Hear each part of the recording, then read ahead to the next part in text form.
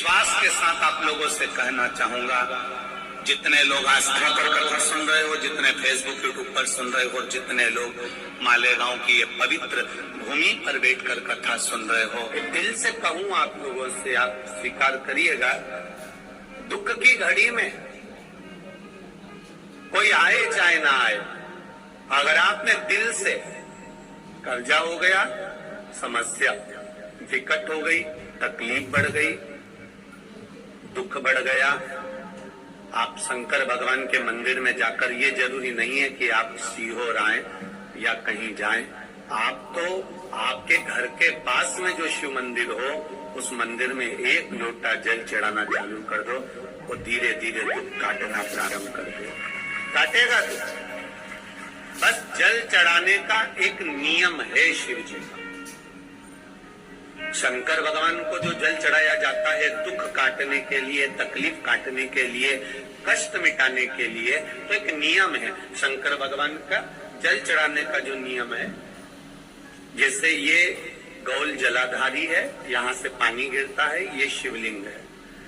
ये तो जो भगवान का पानी जहाँ बहकर जाता है ये गोल में से, तो यहाँ जो स्थान है ये सीधे भाग पर गणेश जी विराजमान है, लेफ्ट भाग में कार्तिकेय जी है, बीच में एक मोटी सी लाइन होती है जहाँ सुख सुंदरी है, ऊपर से जो बूंद बूंद पानी गिर रहा है वो शंकर भगवान की 5 लड़कियां हैं, जया, विषहरा, शामलीबारी, दौतली और देव।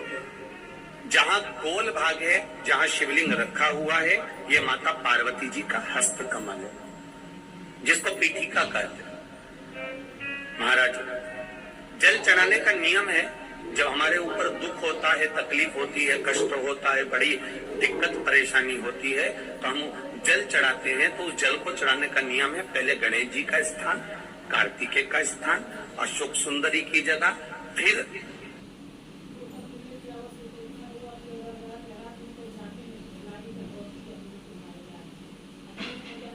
माता पार्वती की पीठिका, उसके बाद जलाधारी को स्मरण कर जल धीरे धीरे शंकर भगवान पर छोड़ा जाता है। जब धीरे धीरे शिव जी पर जल चढ़ाएं, उसके बाद में आप अपने मन की कामना जब जल चढ़ाते जाएं, बाबा से कहते जाएं, बाबा रोज कामना कहने की जरूरत नहीं है, एक बार आप कामना करो और उसके बाद जल चढ़ाना प्रारंभ करो, और उसको कहना जरूर, तेरे दरबार से कोई खाली नहीं गया मेरे शंभू, मैं नहीं जानती, मैं तो इतना जानती हूँ कि कंकर शंकर है और तू सुनता जरूर है। ब्रह्मा ब्रह्म लोक में है, भगवान विष्णु वैकुंठ लोक में है, पर मृत्यु लोक में मेरा देवाधिदेव महादेव है, मेरी सुनेगा जरूर। और बाबा से विनय कर आप आइए।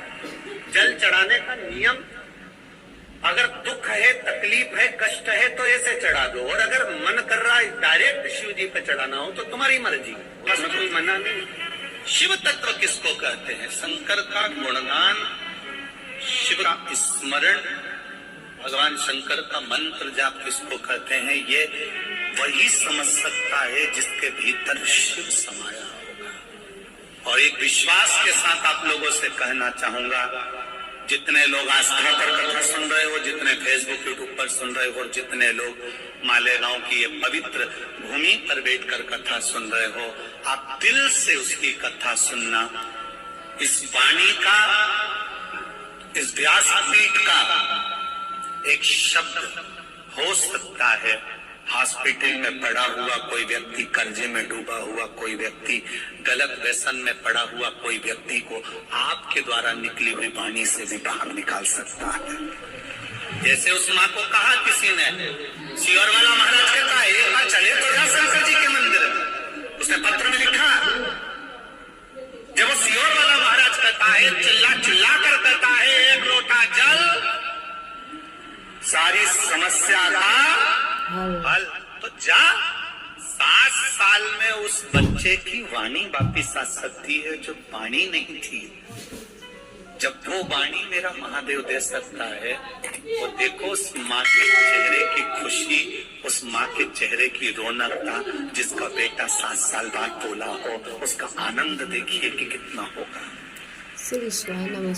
कितना आनंद होगा। एक बात और अच्छे से समझ लीजिए, जो बच्चे चिड़चिड़े होते हैं, चाहे घर में बेटे हों, बहुएं हों, सास हो, ससुर हो, परिवार में छोटे छोटे बच्चे हों, चिड़चिड़ प्रवृत्ति करते हों या चिड़चिड़ा स्वभाव हो, जरा जरा सी बात में क्रोध आ जाता हो, बोलने का भान नहीं रह पाता हो, शब्दों के बाण चढ़ते हो, तो महाराज प्रदोष के दिन, प्रदोष काल में बेलपत्री के पेड़ के नीचे एक जो पत्ता आपके पास में हो, पान का मिल जाए तो पान का, पीपल का मिल जाए तो पीपल का, बेलपत्र का मिल जाए तो बेलपत्र का, उस पत्ते पर मात्र थोड़ा सा शहद और 7 दाने चावल रखकर घी का दिया लगा दो महाराज, और थोड़ा सा जल हाथ की अंजलि में लेकर भगवान देवाधिदेव महादेव का स्मरण कर कर इस बेलपत्री के वृक्ष के नीचे माता लक्ष्मी, पार्वती, सरस्वती विराजमान है। इसी बेलपत्री के पेड़ के नीचे मेरे देवाधिदेव महादेव का 12 ज्योतिर्लिंग का स्वरूप प्रकट, उनका स्मरण कर जल चढ़ा दीजिए और उसका स्मरण कर लो जो चिड़चिड़ प्रवृत्ति करता, क्रोध करता, जिसको बोलने का भान नहीं होता हो, सम्मान नहीं देता हो, अपशब्द कहते, उनका स्मरण कर छोड़ेंगे। एकदम एक प्रदोष करेंगे, दूसरे प्रदोष तक तो आपको कोई दिक्कत ही नहीं। 2-3 प्रदोष कर देखिए, बाबा कृपा। 3 जगह पर अगर कोई बीमारी ऐसी हो गई कि वो समाप्त नहीं हो रही, बड़ी बड़ी तकलीफ, मतलब एक बार दवाई अगर चालू हो गई तो दवाई बंद ही नहीं हो रही है, तो उसके लिए आपको 3 जगह पर जल चढ़ाना प्रारंभ कर दो। मात्र 1 हफ्ते से ज्यादा चढ़ाना भी नहीं पड़ेगा।